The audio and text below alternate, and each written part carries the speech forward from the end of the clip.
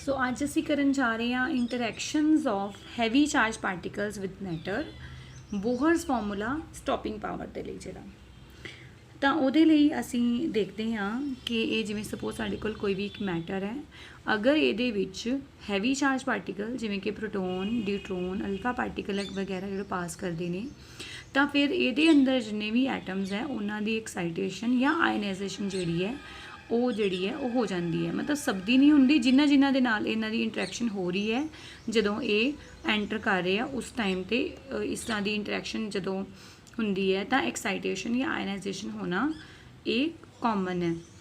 और क्यों होंगी है due to the Coulombian force between the incident charge particle and the electrons of atoms ते उन्हां दे जिहड़े आ जिहड़े तुहाडे पार्टिकल आ रहे हैं उस उन्हां दी कोलंबियन फोर्स करके जिहड़ी इंपल्स है वो रिसीव करते हैं इलैक्ट्रॉन्स दे उपर जिहड़ी है कोई फोर्स लगती है और वो जी फोर्स है वो करके जोड़ा वा इंटरैक्शन या फिर जी आयनाइजेशन है जी ये होंगी है।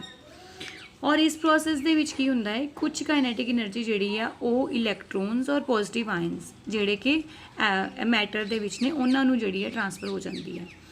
बट पॉजिटिव आयन्स नूं जिहड़ी हुंदी है एनर्जी वो बहुत ज़्यादा स्मॉल हुंदी है बट जी इलैक्ट्रॉन्स नूं जिहड़ी ट्रांसफर हो रही है वो जी है वो काफ़ी ज़्यादा होंगी है इसलिए असी इलैक्ट्रॉन्स की कॉन्ट्रीब्यूशन जी है वही असी जी है देखांगे।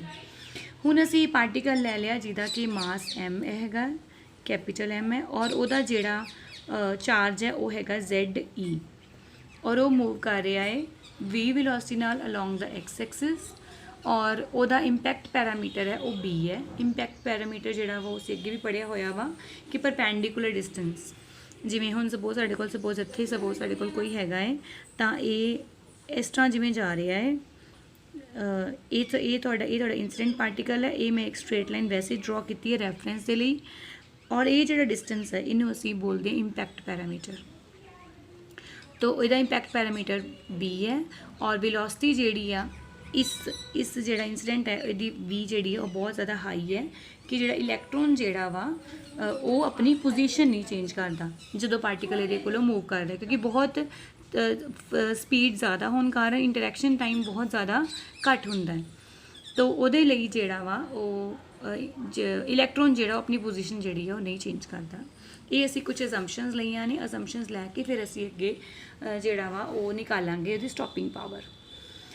हुण अगर असी R कंसीडर कर लीए डिस्टेंस है between the heavily charge particle and the electron suppose this is electron और इत्थे एक असी सपोज कर लें कि चार्ज पार्टिकल है और ये जो डिस्टेंस है ये वाला डिस्टेंस असी R जोड़ा कंसीडर कर रहे हैं सिर्फ R इज़ दैट तो फिर इन्होंने दोनों के जी फोर्स है वो की होएगी Q1 Q2 अपॉन 4πε0 R²।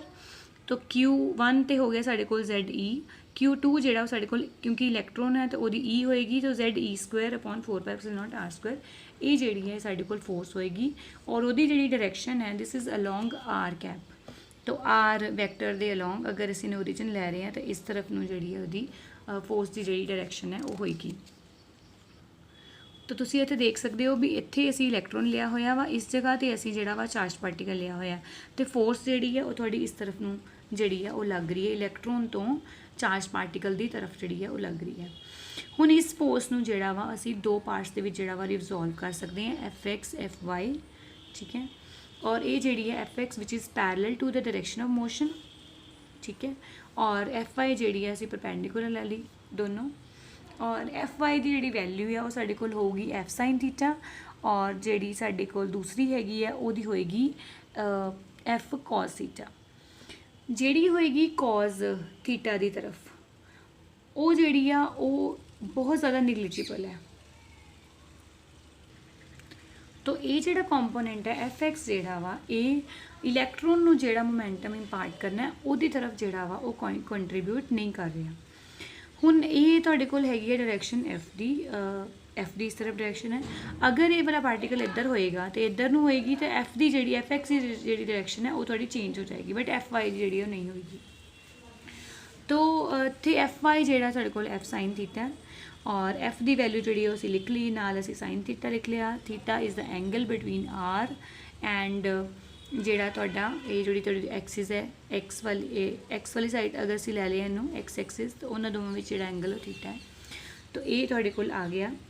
ਤਾਂ ਟੋਟਲੀ ਮੋਮੈਂਟਮ ਜਿਹੜਾ ਜਿੰਨਾ ਇੰਪਾਰਟ ਹੋਏਗਾ ਉਹ ਹੋਏਗਾ ਫੋਰਸ ਇਨਟੂ ਜਿਹਨੂੰ, ਕਿਉਂਕਿ ਸਾਡੇ ਕੋਲ ਫੋਰਸ ਹੁੰਦੀ ਹੈ dp/dt। ਤਾਂ p ਅਗਰ ਅਸੀਂ ਨਿਕਾਲਣਾ ਹੋਏ ਤਾਂ integration of force with respect to t, ਤਾਂ ਇੰਟੈਗਰੇਸ਼ਨ ਕਰਕੇ ਸਾਡੇ ਕੋਲ ਇਹ ਜਿਹੜਾ ਲਿਮਿਟ ਹੈ ਉਹ ਆਉਂਦੀ ਹੈ। ਅਸੀਂ -ਇਨਫਿਨਿਟੀ ਤੋਂ ਇਨਫਿਨਿਟੀ ਲਿਮਿਟਸ ਲਈਆਂ ਹੋਈਆਂ, ਸਭ ਤੋਂ ਜਿਹੜੀਆਂ ਐਕਸਟ੍ਰੀਮ ਲਿਮਿਟਸ ਜਿਹੜੀਆਂ ਨੇ ਅਸੀਂ ਲਈਆਂ ਹੋਈਆਂ ਵਾ। ਤਾਂ ਹੁਣ ਅਸੀਂ ਦੇਖਦੇ ਹਾਂ distance between the particle A and O। ਅਗਰ ਅਸੀਂ A ਔਰ O ਨੂੰ ਡਿਸਟੈਂਸ ਨੂੰ x ਕੰਸੀਡਰ ਕਰਦੇ ਹਾਂ ਤਾਂ ਫਿਰ ਜਿਹੜਾ x ਹੈ ਉਹ ਸਾਡੇ ਕੋਲ ਹੋਏਗਾ v/t, ਕਿੰਨੀ ਵੈਲੋਸਿਟੀ ਨਾਲ ਉਹ ਮੂਵ ਕਰ ਰਿਹਾ ਹੈ ਔਰ ਕਿੰਨਾ ਟਾਈਮ ਉਹਨੂੰ ਲੱਗ ਰਿਹਾ ਹੈ। ਠੀਕ ਹੈ, ਹੁਣ ਕਿਉਂਕਿ ਇਹਦੀ ਡਾਇਰੈਕਸ਼ਨ ਇੱਧਰ ਹੈ ਤਾਂ -x ਜਿਹੜਾ ਵਾ ਅਸੀਂ ਲਿਖਿਆ ਹੋਇਆ ਵਾ v/t, ਕਿਉਂਕਿ ਇਹਨੂੰ ਅਸੀਂ ਅੱਗੇ ਫਰਦਰ ਲਿਖ ਸਕਦੇ ਹਾਂ x/b। ਇਹ ਤੁਹਾਡਾ x ਹੈ, ਇਹ ਤੁਹਾਡਾ ਇੰਪੈਕਟ ਪੈਰਾਮੀਟਰ b ਆ। x/b ਯਾਨੀ ਕਿ ਇਹ ਅਗਰ ਤੁਹਾਡੇ ਕੋਲ ਥੀਟਾ ਹੈ तो ये बेस बन गया, ये परपेंडिकुलर बन गया, तो बेस अपॉन परपेंडिकुलर ਤੁਹਾਡਾ cot थीटा बन जाएगा। तो x upon b is equal to cot theta, तो x will be equal to b cos theta, और x की वैल्यू क्योंकि -vt है वो b cot थीटा ਦੀ ਆ गई, और फिर t ਜਿਹੜਾ ਸਾਡੇ ਕੋਲ ਆ ਗਿਆ -b upon b cot theta. So this is the time which is taken by the particle to reach point O from point A ਤੋਂ O ਤੱਕ ਜਿੰਨਾ ਟਾਈਮ ਲੱਗਦਾ ਹੈ ਉਹ ਅਸੀਂ -b/b cot थीटा ਦੇ ਨਾਲ ਜਿਹੜਾ ਲਿਖ ਸਕਦੇ ਹਾਂ। ਇਸ ਇਕੁਏਸ਼ਨ ਨੂੰ ਜਦੋਂ ਅਸੀਂ ਡਿਫਰੈਂਸ਼ੀਏਟ ਕਰਦੇ ਹਾਂ dt ਦੀ ਵੈਲਿਊ ਲਿਖਦੇ ਹਾਂ, ਕਿਉਂਕਿ ਅਸੀਂ dt ਦੀ ਵੈਲਿਊ ਇੱਥੇ ਫਿਲ ਕਰਨੀ ਹੈ। ਤਾਂ ਤੁਸੀਂ ਇੱਥੇ ਦੇਖ ਸਕਦੇ ਹੋ dt ਜਿਹੜਾ ਵਾ ਇਹ ਸਾਡੇ ਕੋਲ ਇਹ ਆਉਂਦਾ -b/b cot थीटा ਦਾ -cosecant square theta d theta, ਇਹ ਸਾਡੇ ਕੋਲ ਆ ਗਿਆ। ਔਰ ਇੱਥੋਂ ਤੱਕ ਜਿਹੜਾ ਵਾ ਇਹ ਸਾਡੇ ਕੋਲ ਕਲੀਅਰ ਹੋ ਗਿਆ। ਤਾਂ ਇੱਥੇ ਦੇਖਦੇ ਹਾਂ ਹੁਣ ਕਿ ਸਾਈਨ ਥੀਟਾ ਜਿਹੜਾ ਹੈ ਉਹ ਸਾਡੇ ਕੋਲ ਹੈਗਾ b/r। This is your b and this is your r, this is perpendicular and this is hypotenuse. Perpendicular upon hypotenuse ਜਿਹੜਾ ਉਹ ਸਾਡੇ ਕੋਲ ਸਾਈਨ ਬਣ ਜਾਊਗਾ। ਤਾਂ sine theta is equal to b/r ਔਰ r is equal to b/sin theta. ਔਰ ਇਹ ਜਿਹੜੀ ਵੈਲਿਊਜ਼ ਨੇ ਇਹ ਅਸੀਂ ਯੂਜ਼ ਕਰਨੀਆਂ ਨੇ dt ਦੀਆਂ r ਦੀਆਂ ਇਸ ਇਕੁਏਸ਼ਨ ਦੇ ਵਿੱਚ। तो z² अपॉन 4πε0 r² ਦੀ ਵੈਲਿਊ ਤੁਸੀਂ ਜਦੋਂ ਇੱਥੇ ਫਿਲ ਕਰੋਗੇ ਤਾਂ v² अपॉन sin² ਥੀਟਾ ਆ ਜਾਏਗੀ, ਔਰ ਇੱਥੇ ਆਲਰੇਡੀ ਸਾਈਨ ਹੈ ਤੇ ਉਹਦੇ ਨਾਲ ਜਿਹੜਾ ਹੈ ਇਹ ਤੁਹਾਡਾ ਕੁਝ ਟਰਮਸ ਜਿਹੜੀਆਂ ਨੇ ਉਹ ਕੈਂਸਲ ਹੋ ਜਾਣਗੀਆਂ। ਅਲਟੀਮੇਟਲੀ ਤੁਹਾਡੇ ਕੋਲ ਸਾਈਨ ਜਿਹੜਾ ਵਾ ਉਹੀ ਤੁਹਾਡੇ ਕੋਲ ਬਚੂਗਾ, ਸਾਈਨ ਥੀਟਾ d ਥੀਟਾ। ਤੋ ਇਹਨੂੰ ਇੰਟੈਗਰੇਟ ਕਰਕੇ ਸਾਡੇ ਕੋਲ cos -cos ਆ ਜਾਏਗਾ। ਲਿਮਿਟਸ ਫਿਲ ਕਰਕੇ ਸਾਡੇ ਕੋਲ ਵੈਲਿਊ ਆਉਂਦੀ ਹੈ 2। ਤਾਂ ਟਵਾਈਸ ਆਫ ਦਿਸ ਜਿਹੜਾ ਹੈ ਸਾਡੇ ਇੱਥੇ ਟਵਾਈਸ ਹੋ ਜਾਂਦਾ ਹੈ, ਇੱਥੇ 4 ਹੈ ਤੇ ਨਾਲ ਕੱਟ ਕੇ 2 ਹੋ ਜਾਂਦਾ ਹੈ। ਤਾਂ ਦਿਸ ਇਜ਼ ਦਾ ਮੋਮੈਂਟਮ ਜਿਹੜਾ ਕਿ ਇੰਪਾਰਟ ਹੋ ਰਿਹਾ ਇਲੈਕਟ੍ਰੋਨ ਨੂੰ ਬਾਏ ਦਾ ਚਾਰਜਡ ਪਾਰਟੀਕਲ। ਹੁਣ ਮੋਮੈਂਟਮ ਇਹ ਹੈ ਤੇ ਕਾਈਨੈਟਿਕ એનર્ਜੀ ਜਿਹੜੀ ਆ ਉਹ ਸਾਡੇ ਕੋਲ ਹੋਏਗੀ 12mv² ਜਾਂ ਫਿਰ p² ਅਪੋਨ 2m। ਤਾਂ p ਦੀ ਵੈਲਿਊ ਸਾਡੇ ਕੋਲ ਹੈਗੀ ਆ p² ਅਪੋਨ 2m ਜਿਹੜਾ ਅਸੀਂ ਕਰ ਦੇਣਾ। ਤਾਂ ਇੱਥੇ 2 ਦਾ ਸਕੁਅਰ ਪਹਿਲੇ ਕਰਾਂਗੇ तो 4 आ जाएगा, नाल 2 मल्टीप्लाई हो गया 8 हो गया, 8me और बाकी सब चीज़ों का स्क्वायर π² ε0² b² और इधरों ਇਹਦਾ होल स्क्वायर z² e4। ਇਹ ਜਿਹੜਾ ਹੈ ਸਾਡੇ ਕੋਲ ਕਾਈਨੈਟਿਕ એનર્ਜੀ ਜਿਹੜੀ ਹੈ ਟਰਮ ਆ ਗਈ ਹੈ। ਸੋ ਨੈਕਸਟ ਅਸੀਂ ਪਤਾ ਕਰ ਰਹੇ ਹਾਂ એનર્ਜੀ ਜਿਹੜੀ ਕਿ ਲੂਜ਼ ਕਰ ਰਿਹਾ ਚਾਰਜਡ ਪਾਰਟੀਕਲ ਇਨ ਮੂਵਿੰਗ ਯੂਨਿਟ ਡਿਸਟੈਂਸ ਇਨ ਦਾ ਮੀਡੀਅਮ। ਤਾਂ ਉਹਦੇ ਲਈ ਸਭ ਤੋਂ ਪਹਿਲੇ ਅਸੀਂ એનર્ਜੀ ਜਿਹੜੀ ਟ੍ਰਾਂਸਫਰ ਕੀਤੀ ਹੈ ਇਨ ਟ੍ਰਾਂਸਫਰਿੰਗ ਅ ਸਮੋਲ ਡਿਸਟੈਂਸ dx, ਫਿਰ ਅਸੀਂ ਜਿਹੜਾ ਵਾ ਇਹਨੂੰ ਯੂਨਿਟ ਤੱਕ ਜਿਹੜਾ ਵਾ ਉਹ ਲੈ ਜਾਵਾਂਗੇ। ਤਾਂ ਉਹ ਜਿਹੜਾ ਉਹਨੂੰ ਅਸੀਂ ਮੇਜਰ ਕਰਨਾ ਔਰ ਅਸੀਂ ਇੱਕ ਸਿਲੈਂਡਰੀਕਲ ਸ਼ੈਲ ਜਿਹੜਾ ਵਾ ਉਹ ਕੰਸੀਡਰ ਕੀਤਾ ਹੈ ਜਿਹਦਾ ਕਿ ਜਿਹੜਾ ਇੰਪੈਕਟ ਪੈਰਾਮੀਟਰ ਹੈ b ਤੋਂ b+db ਤੱਕ ਜਿਹੜਾ ਵਾ ਉਹ ਅਸੀਂ ਲੈ ਲਿਆ। ਹੁਣ n ਜਿਹੜੇ ਆ ਉਹ ਨੰਬਰ ਆਫ ਇਲੈਕਟ੍ਰੋਨਸ ਹੈਗੇ ਨੇ ਪਰ unit volume of this medium. ਤਾਂ ਇਹਦਾ ਜਿਹੜਾ n ਨੰਬਰ ਆਫ ਇਲੈਕਟ੍ਰੋਨਸ ਨੇ, तो नंबर ऑफ इलैक्ट्रॉन्स शैल ਦੇ ਵਿੱਚ ਜਿਹੜੇ ਉਹ ਕਿੰਨੇ ਹੋਣਗੇ ਇਹ ਹੈਗੇ ਆ ਪਰ ਯੂਨਿਟ ਵੋਲੀਅਮ। ਤਾਂ ਇਹਦਾ ਜਿਹੜਾ ਵਾ ਵੋਲੀਅਮ ਅਸੀਂ ਨਿਕਾਲ ਲਵਾਂਗੇ। ਠੀਕ ਹੈ, ਉਹਦਾ ਵੋਲੀਅਮ ਦੇ ਨਾਲ ਜਿਹੜਾ ਵਾ ਉਹ n ਨੂੰ ਤੁਸੀਂ ਮਲਟੀਪਲਾਈ ਕਰ ਦੋਗੇ ਤੇ ਫਿਰ ਸਾਡੇ ਕੋਲ ਨੰਬਰ ਆਫ ਇਲੈਕਟ੍ਰॉन्स ਜਿਹੜੇ ਨੇ ਉਹ ਆ ਜਾਣਗੇ। ਤਾਂ ਕਿੰਨੀ ਚੇਂਜ ਹੋਈ ਮਤਲਬ t ਇਨਟੂ ਨੰਬਰ ਆਫ ਇਲੈਕਟ੍ਰॉन्स। ਤਾਂ ਨੰਬਰ ਆਫ ਇਲੈਕਟ੍ਰॉन्स ਜਿਹੜੇ ਨੇ ਉਹ ਅਸੀਂ ਲਿਖ ਲਏ।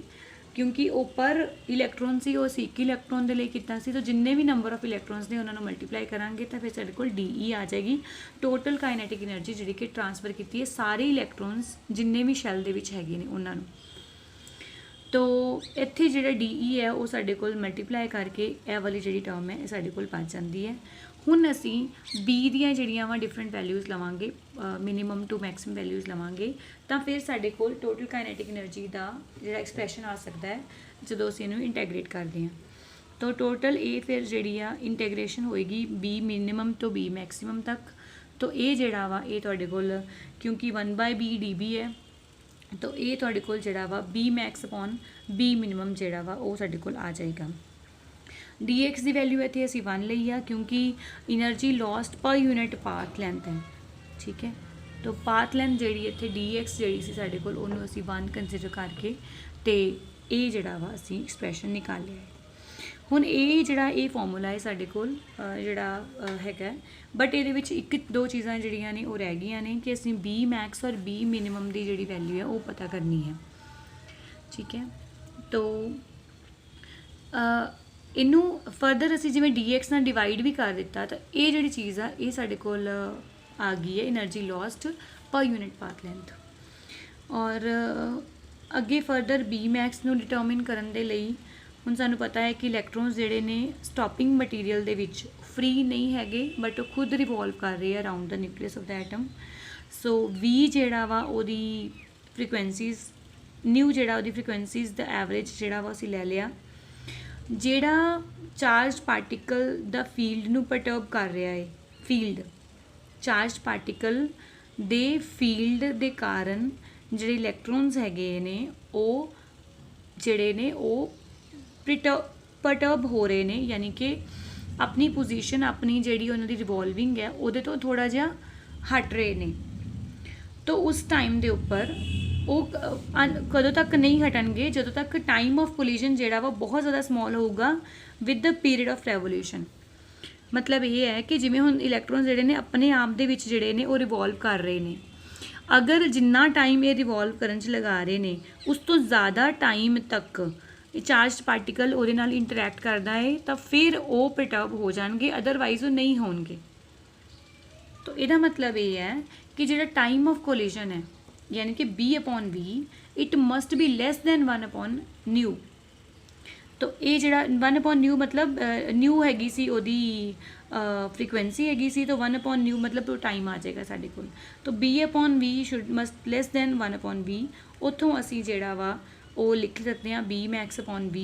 ਤਾਂ B max ਦੀ ਵੈਲਿਊ ਜਿਹੜੀ ਹੈ V/νਿਊ ਜਿਹੜੀ ਹੈ ਉਹ ਅਸੀਂ ਨਿਕਾਲ ਸਕਦੇ ਹਾਂ।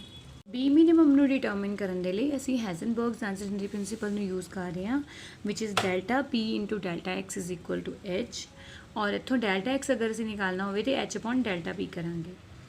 ਤਾਂ ਜਿਹੜਾ ਮੋਮੈਂਟਮ ਇੰਪਾਰਟ ਹੋ ਰਿਹਾ ਇਲੈਕਟ੍ਰੋਨ ਨੂੰ ਇਟ ਕੈਨ ਨਾਟ ਐਕਸੀਡ 2 MeV। ਤਾਂ ਇਹ ਅਨਸਰਟਨਟੀ ਹੈਗੀ ਹੈ, ਚੇਂਜ ਇਨ ਮੋਮੈਂਟਮ ਜਿਹੜਾ ਹੈ ਉਹ ਕਿੰਨਾ ਹੈ MeV, ਔਰ ਦੂਸਰੇ ਦਾ ਜਿਹੜਾ ਵਾ ਉਹ ਵੀ MeV ਤੋਂ ਮਾਈਨਸ ਕਰਾਂਗੇ ਤਾਂ 2 MeV ਜਿਹੜਾ ਸਾਡੇ ਕੋਲ ਆ ਜਾਏਗਾ। ਇੱਥੋਂ B minimum ਜਿਹੜਾ ਉਹ H/delta P ਹੈ, ਤਾਂ H/2 MeV ਜਿਹੜਾ ਇਹ ਸਾਡੇ ਕੋਲ ਲੋਅਰ ਲਿਮਿਟ ਜਿਹੜੀ ਹੈ ਉਹ B ਦੀ ਆ ਗਈ ਹੈ ਸਾਡੇ ਕੋਲ। ਤਾਂ ਜਿਹੜੀਆਂ ਅਸੀਂ ਡਿਟਰਮਿਨ ਕੀਤੀਆਂ ਨੇ ਵੈਲਿਊਜ਼ B max ਔਰ B minimum ਦੀਆਂ, ਉਹਨੂੰ ਅਸੀਂ ਇਕੁਏਸ਼ਨ ਦੇ ਵਿੱਚ ਫਿਲ ਕਰਕੇ ਸਾਡੇ ਕੋਲ ਇੱਕ ਜਿਹੜਾ ਫਾਰਮੂਲਾ ਜਿਹੜਾ ਹੈ ਸਾਡੇ ਕੋਲ ਬਣ ਜਾਂਦਾ ਹੈ। This is known as Bohr's formula for stopping power. ਔਰ ਇਹ ਜਿਹੜਾ ਵਾ ਇਹਦੇ ਵਿੱਚ Hν ਜਿਹੜਾ ਵਾ ਇਹ ਕੋਰਸਪੋਂਡ ਕਰ ਰਿਹਾ ਹੈ average binding energy of the atomic electron to the medium, ਔਰ ਇਸ ਇਕੁਏਸ਼ਨ ਨੂੰ ਅਸੀਂ ਬੋਲਦੇ ਹਾਂ Bohr's formula for stopping power. ਅਗਰ ਅਸੀਂ ਕੈਪੀਟਲ N ਨੂੰ ਕੰਸੀਡਰ ਕਰਦੇ ਹਾਂ number of atoms per unit volume in the medium, ਠੀਕ ਹੈ। ਤਾਂ Z' ਅਗਰ ਉਹਦਾ ਐਟੋਮਿਕ ਨੰਬਰ ਹੈ ਤਾਂ ਫਿਰ ਜਿਹੜਾ ਨੰਬਰ ਆਫ ਇਲੈਕਟ੍ਰੋਨਸ ਨੇ ਉਹ ਸਾਡੇ ਕੋਲ ਹੋ ਜਾਣਗੇ NZ', ਕਿਉਂਕਿ ਇਹ ਨੇ ਐਟਮਸ ਪਰ ਯੂਨਿਟ ਵੋਲਿਊਮ ਔਰ ਇਹ ਹੈਗਾ ਵਾ ਐਟੋਮਿਕ ਨੰਬਰ ਪਰ ਯੂਨਿਟ ਮਟੀਰੀਅਲ। ਤਾਂ ਇਸ ਲਈ NZ' ਹੋ ਗਏ, ਤਾਂ ਜਿਹੜਾ ਸਮਾਲ n ਹੈ ਜਗ੍ਹਾ 'ਤੇ ਅਸੀਂ NZ' ਜਿਹੜਾ ਇੱਥੇ ਫਿਲ ਕਰ ਸਕਦੇ ਹਾਂ। ਤਾਂ ਅਗਰ ਤੁਹਾਨੂੰ n ਦੀਆਂ ਟਰਮਸ ਦੇ ਵਿੱਚ ਦਿੱਤਾ ਹੋਇਆ ਹੈ ਤਾਂ ਫਿਰ ਤੁਸੀਂ ਇਹ ਵਾਲਾ ਫਾਰਮੂਲਾ ਯੂਜ਼ ਕਰੋਗੇ, ਅਗਰ ਸਮਾਲ n ਦੀ ਟਰਮਸ ਦੇ ਵਿੱਚ ਦਿੱਤਾ ਹੋਇਆ ਹੈ ਤਾਂ ਫਿਰ ਤੁਸੀਂ ਇਹ ਵਾਲਾ ਫਾਰਮੂਲਾ ਯੂਜ਼ ਕਰਕੇ ਸਟਾਪਿੰਗ ਪਾਵਰ ਜਿਹੜੀ ਹੈ ਉਹ ਨਿਕਾਲ ਸਕਦੇ ਹੋ।